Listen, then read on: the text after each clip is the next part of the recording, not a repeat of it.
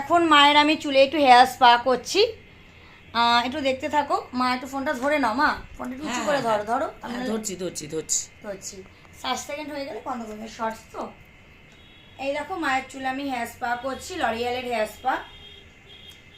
মামের বন্ডিং দেখো, কি কে জানে বাবা।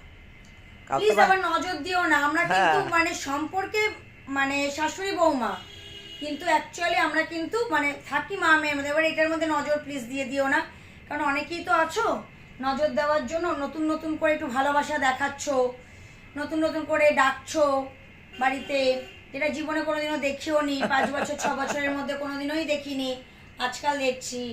যাই হোক, তাদেরই উদ্দেশ্যেই বললাম, প্লিজ একটু নজর দিও না। কিন্তু আবার বলবি কি, এমনি অটোমেটিক নজর পড়ে গেছে। নজর পড়ে গেল, যাই হোক, ঠাকুরকে ডাকি, ঠাকুর তাদেরও ভালো রেখো, আমাদেরও সুস্থ রেখো। চলো, টাটা।